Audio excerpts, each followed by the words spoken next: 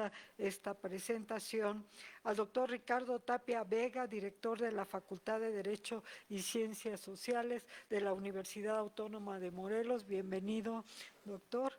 Al doctor Jorge Alberto Estrada Cuevas, exmagistrado del Tribunal de Justicia Administrativa del Estado de Morelos y ahora secretario de Investigación de la Casa de Estudios que acabo de mencionar, y coordinador de la obra que presentamos esta tarde. Asimismo, extiendo un cordial saludo a quienes nos acompañan en este auditorio, a los profesores, profesoras, a las alumnas, alumnes y alumnos, y a quienes nos acompañan en línea también. Nos convoca esta tarde la presentación de una obra que emerge en un momento decisivo para la vida constitucional de nuestro país. No se trata ni de una coincidencia editorial, ni tampoco de un esfuerzo académico aislado. Se trata, por el contrario, de una reflexión profunda que dialoga directamente con una de las transformaciones más relevantes que ha experimentado el Poder Judicial de la Federación en las últimas décadas. Toda reforma judicial en su esencia más profunda no implica únicamente la modificación de estructuras orgánicas o procedimientos normativos, conlleva sobre todo una redefinición del lugar que ocupa el juez en el Estado constitucional, revisando los fundamentos de su autoridad y de manera inseparable las bases de su responsabilidad, pues si hay algo que distingue a esta función jurisdiccional en una democracia constitucional es que su legitimidad proviene en buena medida de la confianza pública, la integridad, la imparcialidad y la responsabilidad de quienes tienen en sus manos la delicada tarea de interpretar y de decir el derecho. En este contexto adquiere especial relevancia esta obra que ya he mencionado, se titula Las responsabilidades de jueces, magistrados y ministros del Poder Judicial de la Federación en el contexto de la reforma constitucional en materia del Poder Judicial de la Federación. Publicación que fue coordinada por el distinguido doctor Jorge Alberto Estrada Cuevas, quien ha articulado un esfuerzo colectivo que examina la responsabilidad judicial no solo como una categoría normativa, sino como una condicio sine qua non de legitimidad del Poder Judicial. En este sentido, la obra parte de la premisa fundamental de que la legitimidad de la función jurisdiccional descansa necesariamente en la responsabilidad de quienes la ejercen. Ciertamente, la potestad de juzgar exige conocimiento jurídico, pero también integridad, prudencia y plena sujeción al orden constitucional. Frente a ello, la responsabilidad judicial se presenta como un principio estructural que fortalece la confianza pública y asegura la rectitud en el ejercicio de una de las funciones más delicadas que tiene a su cargo el Estado. La obra inicia con la lúcida contribución de Jaime Cárdenas Gracia, quien examina los motivos de la reforma judicial y la sitúa en el contexto más amplio de la evolución del constitucionalismo mexicano, recordándonos que toda transformación institucional refleja la permanente tensión entre poder y derecho.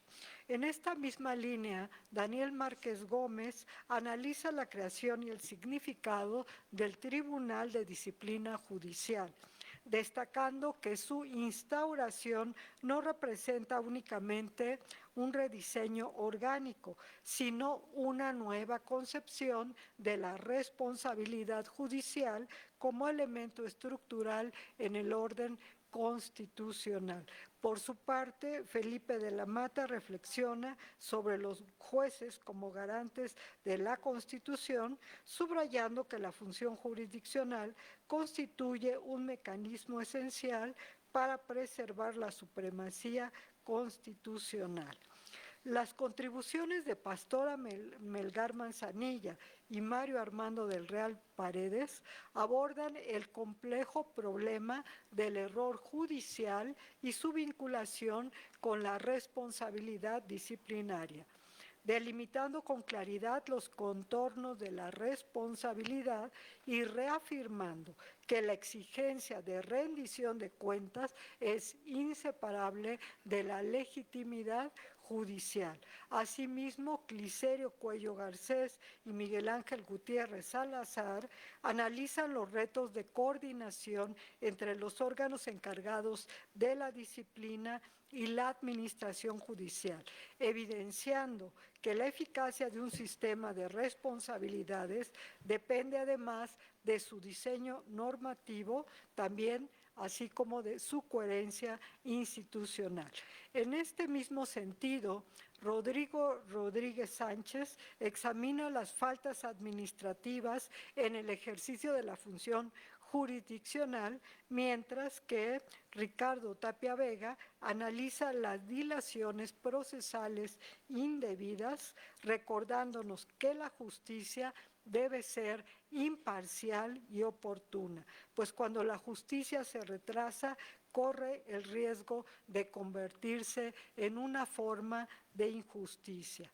El propio coordinador de la obra, Jorge Alberto Estrada Cuevas, aporta también una reflexión sustantiva sobre los elementos del derecho disciplinario judicial, contribuyendo a la consolidación de esta rama como un componente esencial del Estado constitucional. De igual forma, Carlos Fernando Matute González examina con precisión la naturaleza y los límites de la potestad sancionadora. Y finalmente, Yuri Pavón Romero ofrece una reconstrucción crítica del proceso de gestación de la reforma judicial, aportando una perspectiva que permite reflexionar sobre su significado institucional y sus implicaciones para el futuro de la justicia en México. En su conjunto, esta obra constituye mucho más que una compilación académica. Representa un análisis integral sobre la responsabilidad judicial como uno de los pilares del Estado constitucional. Nos recuerda que el poder de juzgar es al mismo tiempo una expresión de autoridad y una exigencia permanente de integridad. Conviene no olvidar que quienes integran el Poder Judicial ejercen una función que impacta directamente en la libertad, los derechos y la vida de las personas. Por estas razones, la responsabilidad judicial no puede ser un elemento accesorio, sino el fundamento mismo de la confianza pública en la justicia. En realidad y en última instancia, las instituciones se sostienen sobre la responsabilidad de quienes las encarnan y la fortaleza del orden constitucional no depende exclusivamente del diseño constitucional, sino de la integridad y el compromiso de quienes ejercen la función jurisdiccional. Por ello, esta obra llega en un momento oportuno y también necesario. Estoy convencida de que esta obra se convertirá en un referente indispensable de nuestro tiempo, pues analiza algunos de los cambios más significativos derivados de la reciente reforma constitucional al Poder Judicial de la Federación. Confío además en que este libro sea apenas el punto de partida de futuras reflexiones, temas de tesis, diagnósticos en torno a la implementación de dicha reforma. Por ello y por lo anterior, les invito a consultar la obra, quienes tengan la posibilidad, a comprarla para que se las firmen aquí los autores. Y pues enhorabuena, sin más. Muchísimas gracias y por mi raza hablará el espíritu.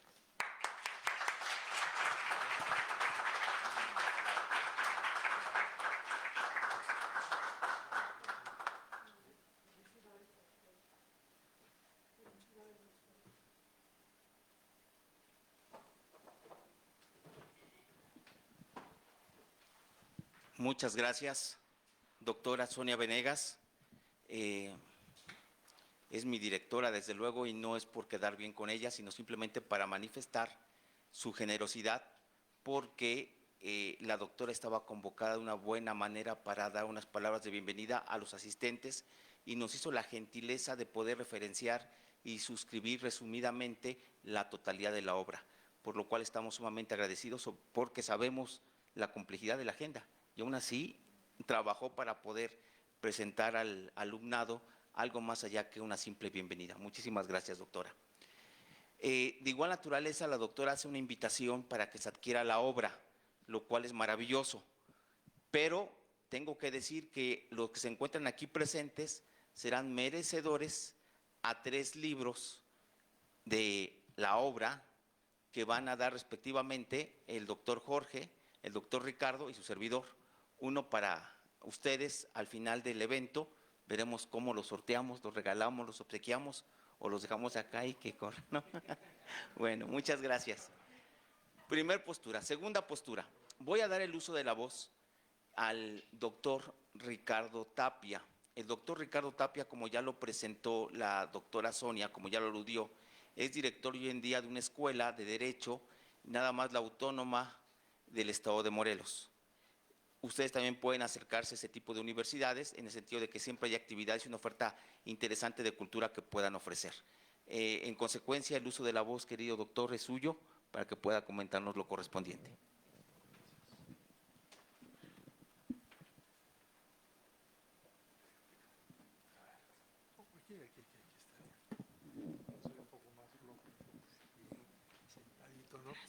Muy buenas tardes, tengan todas y todos. Es un gusto, es un honor estar aquí en la Universidad Nacional Autónoma de México.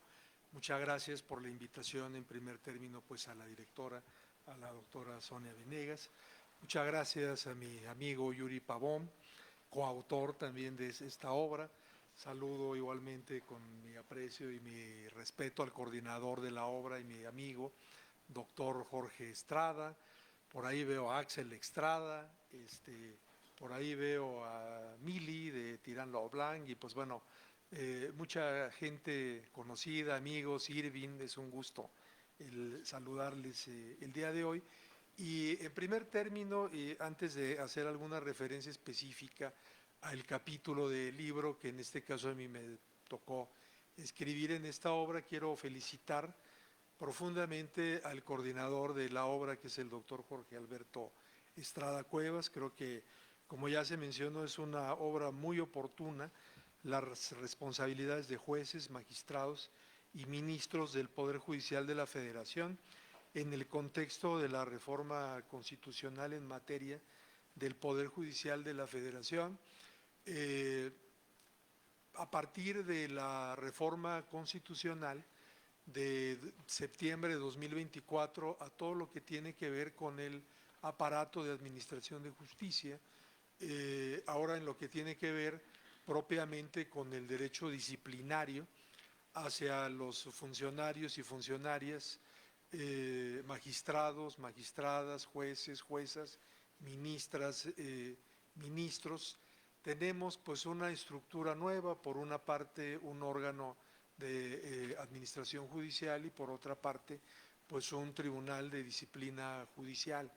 Y en este contexto pues aparece de alguna manera pues un nuevo derecho disciplinario en el país.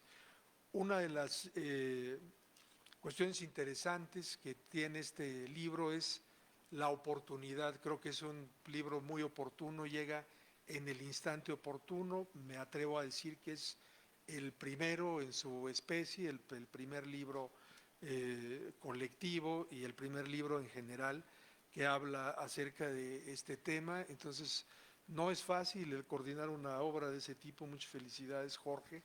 y también muchas felicidades por tu liderazgo académico.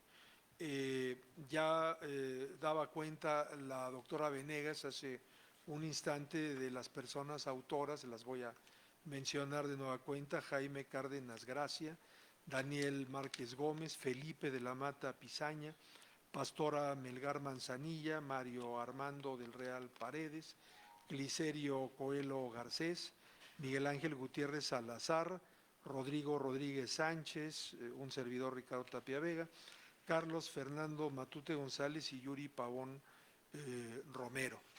Como decía mi abuelita, alguna frase curiosa, pero que me viene a la mente y que creo que es adecuada el día de hoy, luego de ver este grupo o este pool, como se dice actualmente, de autoras y autores, mi abuelita decía: al más pelón le hacen trenzas, el más chimuelo más carrieles y el más tullido arma relojes. Pura gente de buen nivel, ¿no? Entonces, el liderazgo académico que muestra Jorge en el poder conjuntar los esfuerzos antes de otra cosa, pues invitar a escribir y después poder conjuntar todo lo que tiene que ver con la coordinación de una obra de este tipo, no es tarea fácil y de alguna manera pues muestra un liderazgo académico. Muchas felicidades otra vez al coordinador de la obra. Pasando al tema específico del capítulo que yo escribo en esta obra, y que también aprovecho para dar las gracias a Jorge que me haya invitado a esta obra, yo hablo aquí acerca de las dilaciones procesales indebidas en el nuevo sistema judicial. Decía el adagio popular: justicia retardada finalmente acaba no siendo justicia.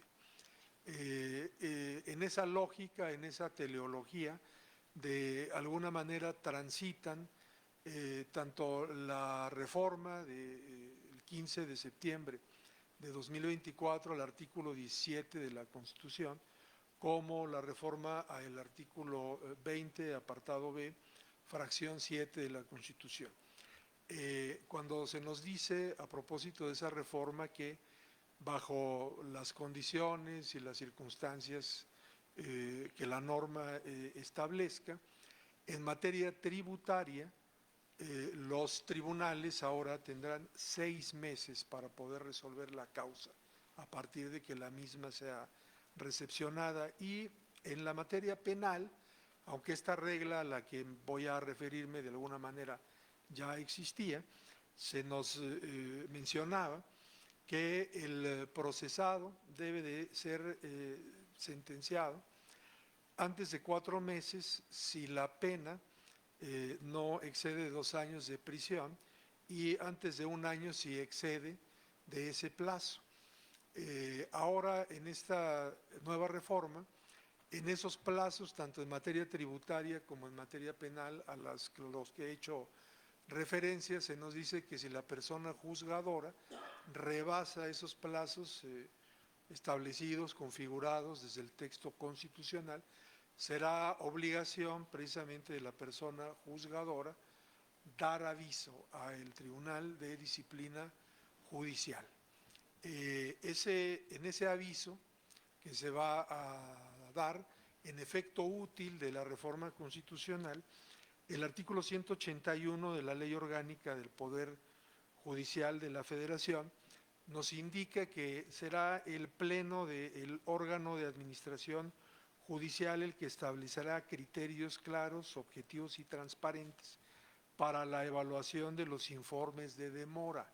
Entonces, tomando como parámetro de contraste para saber si es justificada o no la demora, pues bueno, el día de hoy se tendrán precisamente esos criterios del Pleno del órgano de administración judicial.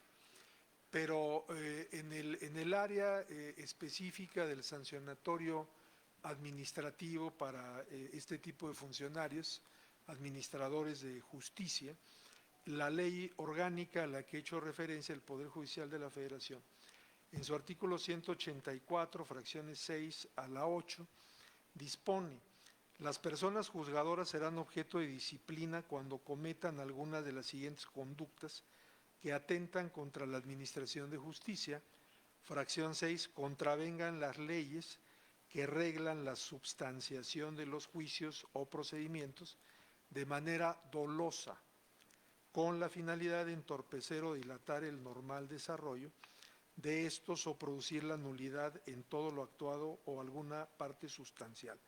Fracción 7, cuando de manera intencional, dijéramos también de manera dolosa, o por omisión en su deber de debida vigilancia, de debida diligencia, retarden o demoren la emisión de la sentencia o resolución en los asuntos sometidos a su estudio. Y fracción 8, cuando omitan dar el aviso de demora en la emisión de sentencias en materia tributaria y penal conforme a lo establecido en los artículos 180 y 181 de la ley.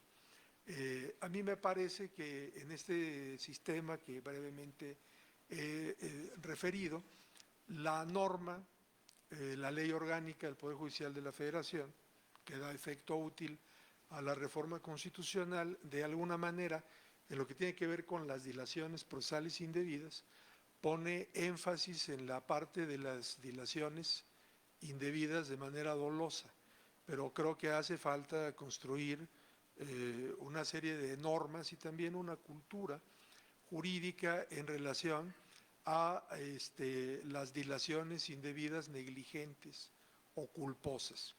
Y en ese tema en específico tomo como base un caso que me parece muy interesante de 2012 de la Corte Interamericana de Derechos Humanos. Me refiero al caso de Sebastián Furlan contra el Estado de Argentina. En este caso, lo voy a tratar de reseñar muy brevemente por razones de tiempo. En este caso, un niño de nombre Sebastián Furlan, en un barrio, en un suburbio de Buenos Aires, en el cual estaba un terreno perteneciente al ejército de Argentina, que era un terreno como olvidado, y en el cual por esas condiciones de olvido no había condiciones de seguridad, de protección civil. Las personas, los niños en especial, se podían meter ahí a jugar. Entra Sebastián Furlan, juega, se le cae por ahí un travesaño de una portería en la cabeza y sufre lesiones, entre ellas lesiones de carácter neurológico irreparables. Frente a ese tema y en el contexto de que pues no había las condiciones de protección civil en ese lugar, el padre de Sebastián Furlan inicia una demanda en contra del Estado argentino. Para nosotros eso correría en una ruta de responsabilidad patrimonial del Estado por omisiones de actuación irregular de los agentes del servicio público. En Argentina eso corre en vía ordinaria civil. Corre el juicio y al final el juicio se dilata 12 años en resolverse, o 11 años y pico en resolverse, y finalmente se le concede por ahí alguna indemnización a Sebastián Furlan, pero entre otros tópicos, por el tema de esa dilación, diría yo, grosera, de casi 12 años o 12 años de proceso, el tema escala y llega a la Corte Interamericana de Derechos Humanos. Y la Corte Interamericana de Derechos Humanos, analizando el caso en lo particular, dice, bueno, de acuerdo a lo que menciona el Código Procesal Civil o de Procedimientos Civiles, aplicable al caso en Argentina, sumando los plazos entre cuánto se debe tardar la persona juzgadora en prevenir, admitir, desechar la demanda, emplazar, acordar la contestación, etcétera. Haciendo ese estudio, ese juicio, no debió de tardar, incluyendo recursos y demás, más de 2 años. Si se tardó una década más, pues entonces ahí es obvio que hubo negligencia por parte de las autoridades. Y por esa negligencia, el Estado argentino fue condenado a pagar indemnización y desde luego otros tópicos en relación a reparaciones integrales de ese daño. Recordando aquel caso de contradicción de tesis 293, diagonal 2011, resuelto por nuestra Suprema Corte de Justicia de la Nación en pleno el 13 de septiembre de 2013, en el que nos menciona que la jurisprudencia de la Interamericana, en casos en los que México no sea parte, será vinculante para las personas juzgadoras en tanto establezca mayores estándares o mayores parámetros de protección para las personas. A mí me parece que esta jurisprudencia sería aplicable a las dilaciones procesales indebidas en nuestro país, y creo que bajo esa nueva estructura de revisar las dilaciones procesales indebidas a las que se refiere la reforma del artículo 17 y del artículo 20 de la Constitución, en contexto con lo que esta jurisprudencia vinculante para las juezas y jueces mexicanos refiere, me parece que en nuestro país se le debería de dar también un poco más de énfasis, construir un sistema en el cual veamos muy en serio la posibilidad también de punir, y no solamente de punir, sino de reparar el daño cuando existan violaciones procesales indebidas por negligencia y no solamente por dolo, como lo establecen las normas actualmente. Pues bueno, por su atención, muchas gracias.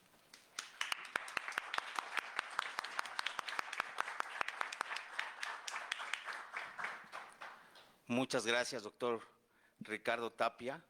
Muy gratificante haberlo escuchado, y espero que los asistentes aquí también estén poniendo mucha atención, porque ya tengo seleccionadas 2 preguntas para obsequio del libro, uno de nuestra señora directora, uno de nuestra señora directora y otro del doctor Ricardo Tapia. Y a continuación voy a dar el uso de la voz al doctor Jorge, que estuvo trabajando arduamente para efecto de poder llevar a cabo la coordinación total de la obra. Y es que él nos va a platicar de la postura globalizada del documento. Es que no es sencillo poder referirnos a un tema de disciplina judicial, porque viene a novar la visión de control absoluto que sobre la función jurisdiccional se tenía anteriormente. El otrora Consejo de la Judicatura trabajaba y analizaba la disciplina judicial a través de comisiones, y en algunos casos o ciertas consideraciones podía interponerse una revisión específica ante los juzgados correspondientes en Justicia Federal por las resoluciones. Entonces, por vía de amparo se podía atacar las resoluciones de las comisiones del Consejo de la Judicatura Federal. Hoy en día sabemos que tenemos decisiones inatacables en el nuevo Tribunal de Disciplina Judicial, y entonces el mismo que analiza es el que termina juzgando sin capacidad de la revisión. Otro tema que es interesante en este nuevo Tribunal de Disciplina Judicial es que hasta qué grado se puede analizar de manera objetiva la consideración de la libertad autónoma del juzgador a la hora de resolver un expediente. Y por último, también llevar la consideración específica de poder decir si realmente en un ámbito un poco más deóntico, si realmente es benéfico una disciplina por control, digamos, judicial, pero exógeno a la labor del juzgado, a favor de los juzgadores. Creo que es un tema que llamará mucho la atención, y de todas estas consideraciones nos platicará el maestro Jorge, porque esta obra tiene un privilegio: se consigna tanto voces en pro de la reforma como voces que están en contra de la reforma. Entonces, de estos temas platicará el profesor doctor Jorge, que también es el encargado del sistema de investigación de posgrado en la Universidad Autónoma de Morelos. Muchísimas gracias.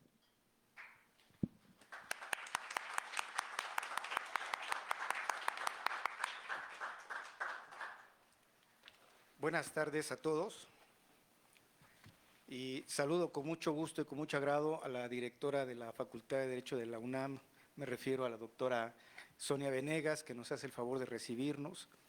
En realidad ya nos ha recibido otras veces con la presentación de otros libros en otro auditorio de aquí de esta misma facultad, y pues a nosotros nos complace que siempre sea así, que nos reciban y que podamos tener la oportunidad de compartir la literatura jurídica que se está produciendo en este nuevo siglo, ¿no?, que apenas inicia. Estamos en el 2026 y realmente estamos arrancando este siglo.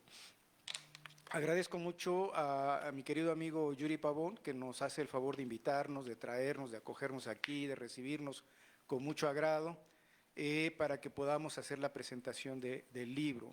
De la misma manera, a mi amigo Ricardo Tapia, que también es el director de la Facultad de Derecho en la Universidad Autónoma del Estado de Morelos, y quien me hace el favor de acompañarlo en la labor que tiene allá, porque pues, me ha nombrado su secretario de investigación, cosa que ya veníamos haciendo los dos de por sí, ya veníamos trabajando en algunos temas jurídicos. Y por supuesto que el tema que nos convoca pues, es la presentación de este libro que hemos titulado Las responsabilidades de jueces, magistrados y ministros del Poder Judicial de la Federación, por supuesto en el contexto de la reforma al Poder Judicial de la Federación. Este libro nace por la generosidad de la editorial Tirán Lo Blanche, que precisamente cuando presentábamos en esta misma facultad otro libro de otro título, aquí platicábamos con la editora aquí presente, Milagros Pérez Gaxiola, que pues estaba en ciernes la iniciativa de reformas o una serie de reformas que se presentaron por el entonces presidente de México a la Constitución el 5 de febrero, si no mal recuerdo, que comprendía pues, las modificaciones al texto constitucional en materia de Poder Judicial. Pues resulta que de ahí, de esa presentación de este libro, venimos hasta acá, muchas gracias, Mili, con el apoyo de la editorial, porque inmediatamente ese día pues, nos pusimos a trabajar sobre los contenidos del libro, y pues el resultado material ya lo tenemos aquí, ya lo podemos presentar. Lo presentamos en la Feria Internacional del Libro, y estando precisamente en diciembre pasado en la feria en Guadalajara, pues fuimos un poco curiosos y anduvimos recorriendo las diferentes editoriales para saber si ya existía alguna novedad, alguna otra obra escrita con este tema o con estos temas que traemos de la reforma al Poder Judicial. La novedad es que no, que la única o el único libro hasta el momento, me parece, si no me equivoco, es esta obra, que es una obra colectiva que reúne pues, a grandes maestros de nuestra alma mater, la Universidad Nacional Autónoma de México, y algunos otros que no son de esta universidad, pero que sí pertenecen a universidades públicas. Y también tenemos autores de universidades privadas. ¿Por qué? ¿Cuál fue la razón? Bueno, lo que quisimos es que si ya se había dado una discusión política en la que un grupo político había hecho valer su interés de modificar el texto constitucional y ya había ganado esa batalla desde el campo político, bueno, pues que también se ganara esa batalla en el ámbito académico. Así que el libro tiene otra virtud en el sentido de que reúne a personas académicas que están en su momento, que pues, fueron partidarios de la reforma constitucional y quienes no compartían esa visión. Por eso nos parece que es un libro completo en el sentido de que están equilibradas las opiniones que aquí se vierten. Si me lo permiten, voy a darle lectura a lo que es en este libro se expone como presentación de la obra. Es breve, entonces no creo que nos tome mucho tiempo. El texto dice así: mi hijo, en aquel momento estudiante del primer semestre de licenciatura en Derecho, motivado por el furor causado por la iniciativa de reforma constitucional en materia de reforma al Poder Judicial de la Federación, presentada al Congreso de la Unión el 5 de febrero del año pasado, se refería del 2024, por el entonces presidente, perdón, del 2023, por el entonces presidente de México, me pidió una opinión al respecto, dado que sus distintos maestros esgrimían posturas encontradas. La iniciativa se convirtió en texto constitucional en noviembre pasado. Fue vista por sus partidarios como una forma. La iniciativa que se convirtió en texto constitucional en noviembre pasado fue vista por sus partidarios como una forma de democratizar y transparentar la justicia para acabar con viejos privilegios, mientras que sus críticos la consideraron como un intento de control político sobre uno de los contrapesos aún vigente al gobierno. Después de pensarlo un poco, me vino a la mente un pasaje de la historia de Alejandro Magno el Grande, de la cual eché mano para expresar mi sentir al respecto y fijar una postura quizá neutral. Le dije algo así. Cuenta la leyenda que cuando Alejandro Magno llegó a Frigia, fue llevado ante el nudo gordiano, haciéndole saber que, de acuerdo con la profecía del gran oráculo, quien lograra desatarlo conquistaría toda Asia. Enfrentado al desafío y después de analizar la complejidad del nudo, el cual no revelaba sus cabos, empuñó su espada y lo cortó de un golpe diciendo: es lo mismo cortarlo que desatarlo. Haciendo una analogía con la anécdota contada, le dije al noble estudiante: el Poder Judicial de la Federación y los poderes judiciales de las entidades federativas son ese nudo gordiano atado con los hilos de la corrupción, cuya solución encontrada para desenmarañarlo fue precisamente cortarlo de un solo tajo. Como sabemos, la reforma constitucional introdujo cambios significativos al Poder Judicial de la Federación que deberán aplicarse en cada una de las entidades federativas. La elección de ministras y ministros de la Suprema Corte de Justicia de la Nación por voto popular, al igual que para las magistradas y magistrados de circuito y juezas de distrito. La desaparición del Consejo de la Judicatura Federal y la creación del órgano de administración y del Tribunal de Disciplina Judiciales. La reducción de los periodos para desempeñar esos cargos y algunas reglas procesales para la impartición de justicia. Estos temas son los que aborda este libro colaborativo por la reflexión, análisis y crítica de los académicos que lo hacen posible. Me refiero a los ilustres Jaime Cárdenas Gracia, Daniel Márquez Gómez, Felipe de la Mata Pizaña, Rodrigo Rodríguez Sánchez, Clicerio Coelho Garcés, Miguel Alejandro Gutiérrez Salazar, Pastora Megar Manzanilla, Mario Armando Real Paredes, Ricardo Tapia Vega, Carlos Matute González y Yuri Pavón Romero, quienes desinteresadamente atendieron la convocatoria del suscrito y de la prestigiosa editorial Tirán-Lo Blanche. A la vez agradezco a todos y a todas que estén aquí presentes y que nos permitan introducir o presentar la obra que nos motiva pues, este diálogo. En realidad, pues es un cambio de manera muy importante en el texto constitucional sobre la conformación de la Suprema Corte. Hay novedades que no terminan de gustar a muchos, hay otras que ya simple y sencillamente, hay otras personas o pensadores que simple y sencillamente aceptan que esta ya es una realidad y que bueno, hay que transitarla como está la obra, la reforma constitucional. En términos muy generales, en el tema que yo escribo, que se titula Los elementos conformadores pues, del derecho disciplinario del Poder Judicial, que es como una derivación o como un derecho especial que corresponde en su titularidad como entes, como sujetos con potestad sancionadora al órgano de administración judicial y al Tribunal de Disciplina Judicial, pues determinar quiénes son los sujetos, cuál es el objeto y cuál es la forma de este derecho disciplinario.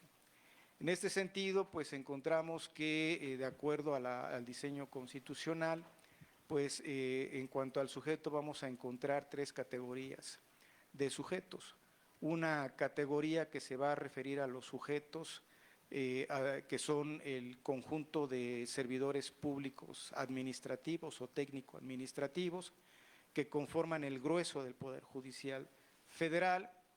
Una segunda categoría de servidores públicos que realizan funciones jurisdiccionales y que se identifican, o más bien que quedan dentro de la carrera judicial en términos de la Ley Federal de la Carrera Judicial, que corresponde, por ejemplo, a los actuarios, secretarios, proyectistas, y una tercera categoría de servidores públicos que se refiere precisamente a los jueces y magistrados del Poder Judicial de la Federación. Entonces tenemos básicamente estas tres categorías de servidores públicos, y para ellos, para esta categoría de servidores públicos, pues establece un régimen disciplinario que en esencia es igual, pero tiene algunas distinciones que lo hacen trascendentales. Por ejemplo, en las responsabilidades para los servidores públicos de la primera categoría, me refiero a los trabajadores técnico-administrativos, pues será el órgano de administración judicial el que tendrá la potestad para instruir los procedimientos disciplinarios. Por lo que respecta a los servidores públicos de la segunda categoría, pues le corresponderá al Tribunal de Disciplina Judicial. Y para ellos, pues existen también dos categorías de faltas administrativas. Unas faltas administrativas que yo he propuesto que en el libro, en el texto del artículo que redacto, que se conozcan como faltas a la disciplina judicial, que serían las faltas en las que pueden incurrir los servidores públicos que realizan funciones jurisdiccionales. Ya dije cuáles son, los que forman parte de la carrera judicial. Y otra serie de faltas que podríamos denominar contra la administración de justicia, en la cual únicamente pueden incurrir quienes realizan la función jurisdicente, es decir, los jueces y los magistrados. Entonces, básicamente esta sería una distinción en cuanto a los sujetos y en cuanto al objeto, es decir, en cuanto a las faltas administrativas que se tipifican en la ley orgánica del Tribunal del Poder Judicial de la Federación. Entonces, esta es una distinción importante, o que me parece importante que la podamos tener en cuenta. A partir de ahí también podemos establecer dos cláusulas especiales, una cláusula que corresponde al reforzamiento del principio de independencia judicial, en tanto que el artículo 185 de la Ley Orgánica del Poder Judicial de la Federación establece que no se podrá iniciar ningún procedimiento disciplinario por parte del Tribunal de Disciplina Judicial, sino hasta después de que se hayan concluido los procedimientos jurisdiccionales. Es decir, esta es una cláusula, desde mi punto de vista, de reforzamiento de la independencia judicial. Anteriormente, pues a la reforma, pues el Consejo de la Judicatura Federal, pues sí podía iniciar los procedimientos disciplinarios, no importando que no se hayan concluido los procedimientos jurisdiccionales. Aquí no, aquí hay que esperar hasta que concluyan y después se podría iniciar, en dado caso que sea pertinente, pues el procedimiento disciplinario. La otra cláusula es una cláusula de competencia negativa, y esta es un poco interesante, en el sentido de que ni el Tribunal de Disciplina Judicial ni el órgano de administración judicial tienen competencia para instruir procedimientos disciplinarios contra los ministros de la Suprema Corte, contra los magistrados de sala del Tribunal Federal Electoral, contra los mismos miembros o consejeros del órgano de administración judicial, ni contra los magistrados del Tribunal de Disciplina Judicial. La Constitución no concede o no le concede a estos órganos competencia para sancionar a los sujetos que acabo de mencionar. Tampoco la ley orgánica le concede o les concede competencia para instruir procedimientos disciplinarios contra esta categoría de sujetos. ¿Qué pasa? Que el texto constitucional, cuando se refiere a los ministros, a los magistrados del Tribunal Electoral, a los magistrados del Tribunal de Disciplina Judicial o a los miembros del órgano de administración judicial, pues dice que solamente podrán ser separados en los términos del título cuarto de la Constitución. Y bueno, pues el título cuarto de la Constitución pues se refiere a las responsabilidades tanto administrativas, penales y políticas en que pueden incurrir los servidores públicos. Sin embargo, como lo decía, no tienen competencia para instruir procedimientos contra estos sujetos que constituirían, digamos, una cuarta categoría. Entonces, esto es muy interesante porque muchas veces pensamos que sí, también los ministros van a poder ser sancionados por el Tribunal de Disciplina Judicial. Es interesante también mencionarles que, por ejemplo, salvo una mejor opinión, pues el Tribunal de Disciplina Judicial en realidad es un órgano administrativo con funciones materialmente jurisdiccionales. Por lo tanto, decía, salvo una mejor opinión, no es depositario del Poder Judicial. El artículo 94 de la Constitución Federal, en su primer párrafo, pues dice expresamente que el poder, bueno, palabras más, palabras menos, que el poder judicial de la Federación se deposita pues en una Suprema Corte de Justicia, que se deposita en el Tribunal Electoral Federal, que se deposita en los plenos regionales, en los tribunales colegiados de circuito, en los tribunales colegiados de apelación y en los juzgados de distrito. Ya en un segundo párrafo pues se habla del órgano de administración de justicia, órgano de administración judicial y del Tribunal de Disciplina Judicial.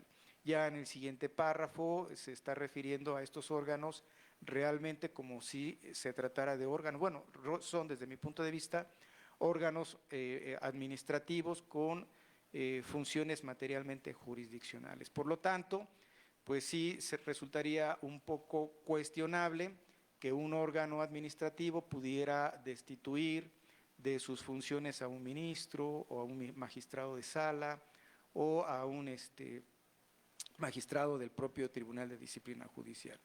Es una cuestión debatible, pero por lo pronto pues lo vemos así. En relación a lo que comentaba el doctor Yuri Pavón, el artículo del doctor Ricardo Tapia que publica él, hace una referencia a la inimpugnabilidad de las resoluciones que dicta el Tribunal de Disciplina Judicial. Sin embargo, el doctor Ricardo Tapia, y yo soy de esa opinión, menciona que esa disposición del artículo 61 de la Ley de Amparo, que lo hace improcedente contra resoluciones definitivas del Tribunal de Disciplina Judicial, pues me parece que tendría o podría ser impugnado de inconstitucional. Está, si no me falla la memoria, está nada más establecido en la Ley de Amparo, no así expresamente en la Constitución. Y además, pues tratándose de tribunales administrativos o de tribunales administrativos con funciones materialmente jurisdiccionales, pues no olvidemos que también existe en la Ley de Amparo lo que se conoce como el amparo administrativo. Entonces, es un tema que se pone a discusión, que es muy interesante y que seguramente podrá ser motivo de muchos comentarios, de debates y de discusiones y pues incluso de trabajos de investigación a desarrollar en este aspecto.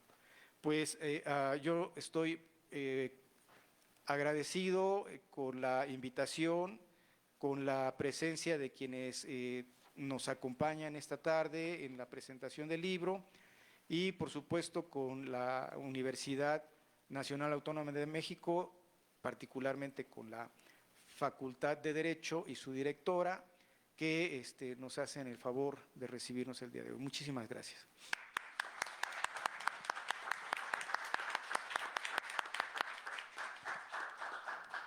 Pues nuevamente también un gusto haber escuchado al doctor Jorge, porque refiere muchos puntos interesantes que están sujetos a debate, porque sobre este tema no hay nada escrito, como bien lo comentaban, dando paseo por la Feria Internacional del Libro, pues no había libro que tratara el tema. Entonces se vuelve sumamente interesante y seguramente habrán muchos puntos por debatir. Por ejemplo, nuevamente la inimpugnabilidad, yo sigo diciendo de que es inconstitucional lo que está establecido hoy en día y que tendría que haber alguna forma de poder llevarse a cabo la impugnación. Ya nos dijo el doctor Jorge que seguramente por vía de amparo podríamos buscar esa opción como existía en antaño con el Consejo de la Judicatura, que por cierto lo saca o lo alude del texto que escribo, del capítulo que escribe el doctor Ricardo Tapia. De igual naturaleza también el gran debate hoy en día de saber si el Tribunal de Disciplina Judicial puede erigirse como un tribunal de naturaleza formalmente judicial o no. También es un tema muy, muy llamativo porque lo que hizo esa nueva reforma fue dividir al Consejo de la Judicatura ahora en un órgano de administración y en un órgano de control administrativo disciplinario sobre los jueces. Entonces tenemos muchos temas, como se pueden dar cuenta, hay debates. Es un libro plural, como lo manejaba hace un momento, porque hay posturas en pos de la reforma como la de Jaime Cárdenas y voces que critican, no voy a decir quién, las posturas propias de la reforma.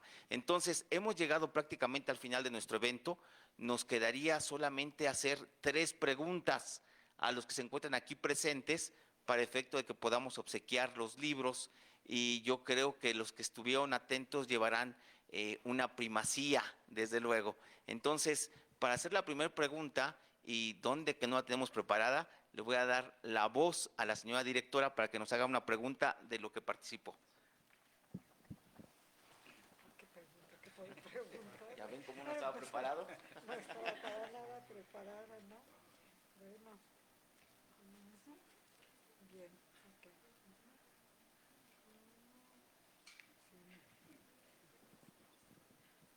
Bien, la pregunta sería, ¿en qué debe estar fundada una eficiente función jurisdiccional?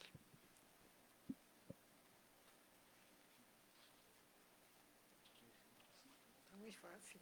Muy fácil, era la que tenía apuntada de usted. ¿Sí? Bueno, que le piensen la segunda pregunta. A ver, les voy a poner una fácil a los que estuvieron atentos, ¿no? ¿Cuál es el caso de la Corte Interamericana de Derechos Humanos al que me referí en mi exposición? A ver, ayúdenme a moderar. Ese fue más rápido. Que la doctora nos diga quién. No, ¿quién? No. ¿A quién? A ver, miren, la señorita que está aquí adelante, que tiene la mano y que casi está bailándome, por favor. Sí. Bueno, Bravo. bravo, muy bien. A ver, que pase, por favor.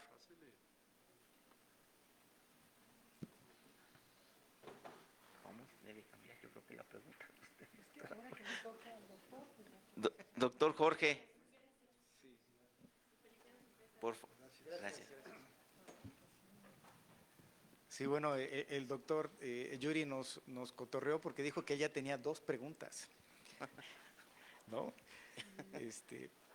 Pero bueno, también otra pregunta muy fácil, pues ¿cuáles son, bueno, el primero que brinque y salte es ese, ¿no? El primero, o sea, para evitarnos mayor complicación. Que no sea Axel. Que no sea Axel. No, que no sea Axel. Sí. Las 3 categorías de servidores públicos acá.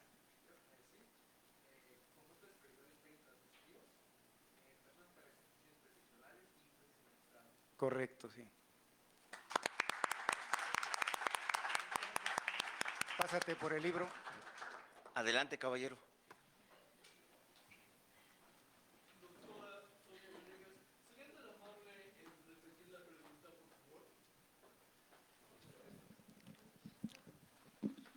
Sí, comentábamos que en qué se sustenta o en qué debe estar fundamentada una eficiente función jurisdiccional. Definitivamente que en primer lugar, en la Constitución de los Estados Unidos mexicanos, y de ahí partiendo hacia las leyes, en este caso la Ley Orgánica del Poder Judicial de la Federación, y haciendo un apartado. A mí me llamó mucho la atención que los magistrados integrantes del Tribunal de Disciplina Judicial se han manifestado públicamente en hacer expresiones de que su competencia o su actuación comprende también función jurisdiccional, y la ley orgánica es muy clara al precisar, igual que con anterioridad el Consejo de la Judicatura tenía facultades exclusivamente de carácter administrativo, no podía intervenir en cuestiones jurisdiccionales, y los magistrados han hecho declaraciones públicas de que intervienen en cuestiones jurisdiccionales, como por ejemplo sobre la decisión de jueces de distrito que conceden las suspensiones. Eso no tiene que ver ni con dilación ni ninguna cuestión procesal, porque en todo caso se trata de una cosa de criterio. Yo pienso, y al igual yo pienso que muchos de los abogados postulantes coincidimos en el riesgo que estamos, en la incertidumbre que estamos frente al Poder Judicial de la Federación o los jueces del distrito, los magistrados, del temor que tienen por la intervención que pueda tener el Tribunal de Disciplina Judicial. Creo que esa es una posición muy delicada. Con la anterior, con el anterior Consejo de la Judicatura, la Ley Orgánica del Poder Judicial de la Federación era muy clara en que se podía, que cuando se tratara de destitución o inhabilitación, procedía recurso de revisión administrativa en el Pleno de la Suprema Corte, y en otros casos procedía el recurso de reconsideración. Actualmente no procede ningún recurso, no hay ningún recurso que proceda, y yo me inclinaría a pensar, yo me separo del criterio del doctor.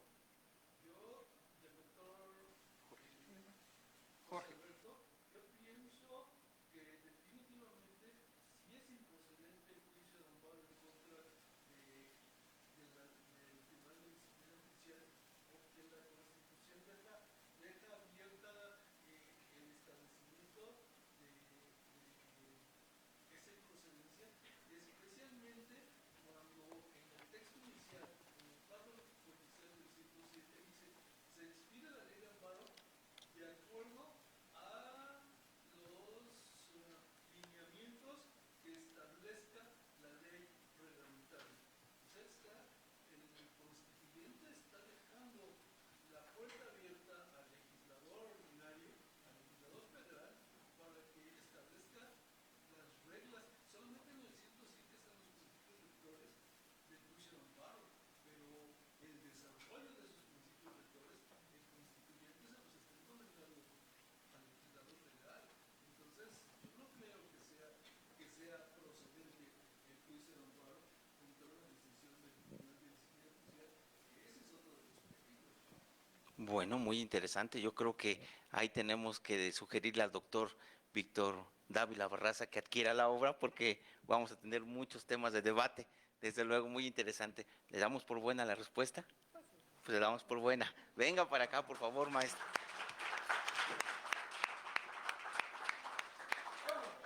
Por supuesto, quiero manifestar que lo que yo expresé es con todo el respeto a los autores del libro. Como usted lo dijo, una cuestión de debate, no una crítica destructiva No, para nada. porque hablando de derecho es discutible. Yo le agradezco mucho al doctor Yuri, le agradezco mucho al doctor Yuri el doctorado honoris causa. Yo soy profesor, soy maestro en Derecho. Gracias. Bueno.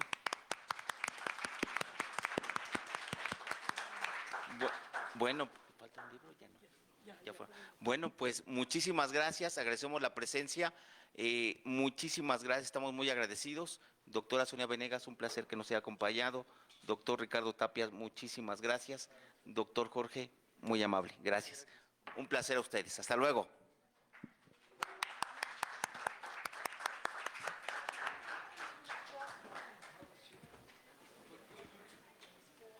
Véngase para acá para la foto, véngase para acá.